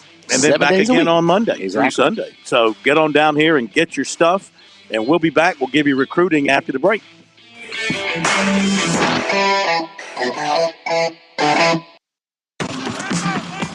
Football season is upon us, and that means Columbia is welcoming fans from around the corner and across the country. No matter where you're from, Gamecocks love coming together for game day energy that can only be found in South Carolina's capital city. Book hotel rooms, find pre- and post-game activities, and plan your tailgate spread with local favorites from pimento cheese to barbecue at experiencecolumbiasc.com. We'll see you soon, and go Gamecocks!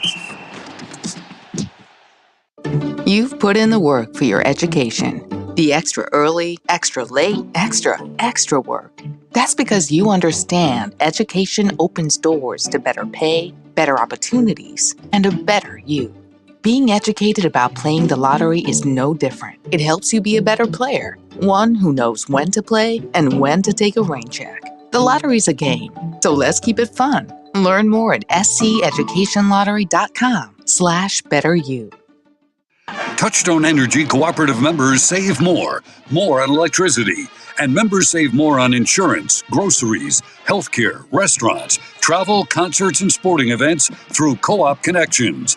Touchstone Energy is an alliance of the member-owned electric cooperatives, and as a member, the power is yours. Experience the power of co-op membership with Touchstone Energy and find out how much you can save on electricity and a whole lot more at touchstoneenergy.com.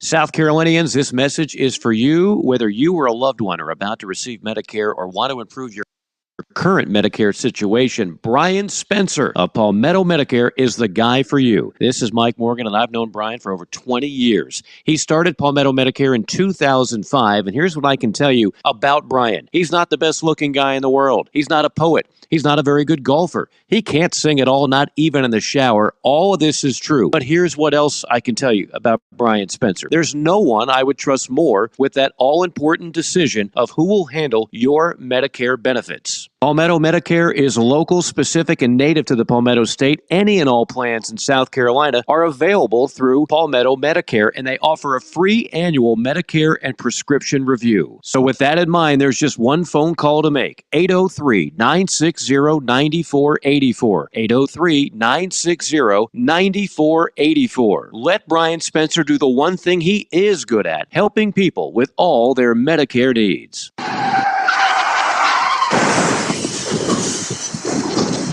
I'm attorney Jim Corbett. That's the sound of a big hit on you and your car or truck. I've been an attorney for more than 30 years, helping people who get injured in car wrecks and truck wrecks. If you have serious injuries, call Jim Corbett, 803-765-2968, or email me at jim@jimcorbettattorney.com. That's CORBETT. I don't get paid unless I recover for you. Jim Corbett Attorney, for your best recovery from a big hit, 803-765-2968, or jim@jimcorbettattorney.com. We're with Major Billy Downer of the Department of Natural Resources. Major Downer, it's hunting season in South Carolina this fall, and folks need to be prepared from a legal standpoint. That's right, Phil. Everyone always needs to buy their hunting license or fishing license. Everyone always worries about losing their license. Well, now that's not a problem anymore because you can keep your license on your phone. That's right. Go Outdoors SC. It's an app. Look for it on your Apple or Android devices. You can buy your license. You can renew your boat registration, and it's all right there on your phone. Remember, Go Outdoors SC in your app store. Farm Bureau Insurance's agricultural roots and ties to South Carolina farmers have shaped the company's culture and work ethic, providing a unique customer experience. Customers are treated like people, not policies. Now, while other insurance companies may have a one-size-fits-all approach to handling customers, we believe you need to be valued and treated right. Our claims professionals work until the job is done, and our agents still believe in the commitment that comes with a handshake. Call Buddy Bridges in Clinton and Lawrence at 864-923-2174 for all of your auto, home, and life insurance needs.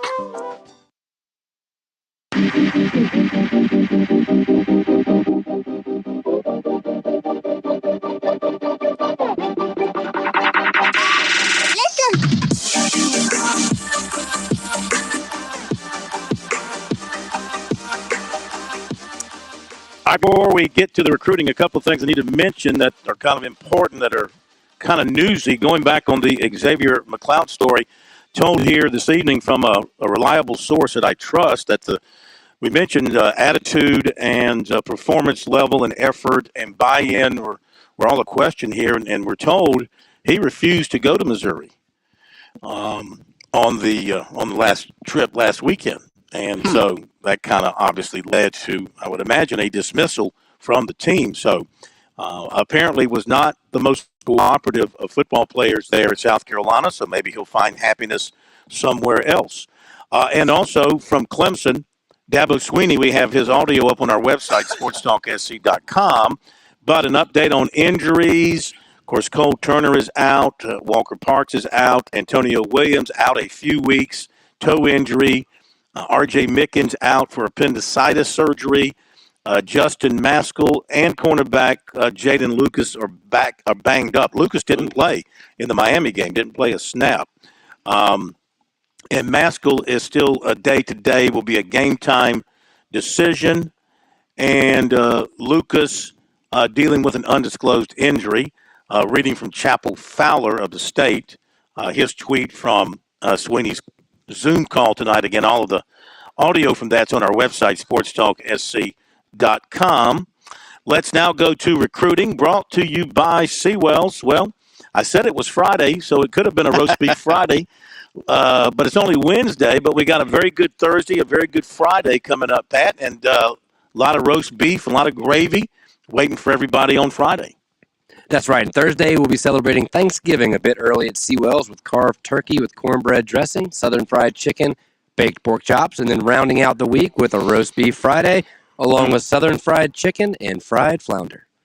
Okie doke. And you want to check out the menu, SeawellsCateringSC.com. And for the best in catering, you want to line up the Seawells folks, 803-771-7385. Now to recruiting. South Carolina, of course, they've got their eyes on Daniel Hill at running back. Montario Hardesty, that's the guy that he wants in the 24 class. No guarantee they're going to get him. Tennessee's involved. Alabama's involved. A possibility as another for the Gamecocks is Travion Dunbar, 5'9", 175 of Midland Valley. People who see him play love him. And Hardesty talked to him last night and told him the situation. He laid it out for him. So the kid knows they're waiting on Hill. And they'll see what happens there and go from there when it comes to Dunbar, who does have a number of quality offers. Virginia Tech is his favorite right now. He visited there a couple of weeks ago. He has an offer from them. He also has offers from Arkansas, Ole Miss, Louisville, Maryland, Liberty, Penn State, Eastern Kentucky. But it's the Hokies who are the favorite at this particular time. And he's going to wait until after the end of his regular season when more film goes out to see what other offers might come in, and then he'll drop a shorter list. He's coming off a knee injury from last year, so at Silver Bluff, as a sophomore, 1,900 yards, 28 touchdowns, and then healthy this year so far, 1,876 yards, 24 touchdowns. He's averaging nearly 12 yards per carry. Shrine Bowler, and, you might want to take a look at him. Just a reminder we mentioned this late last night, 2025 offensive lineman Eastern Ware, Lynchburg, Virginia, announcing November 1, and Paul Strelo has projected him to Clemson. Greenville High tight end K.D. Mosley commits to Gardner-Webb, and Greenville High offensive tackle Julius Tate to Coastal Carolina. That'll do it. Thanks to the folks here at Rivals. Thank you, Pat. Thank you, Chris. Yes, sir. Have a great night, everybody. See you tomorrow. QXL Columbia W264DF. From the Bart Fireside Studio, the solution for keeping you warm this winter. This is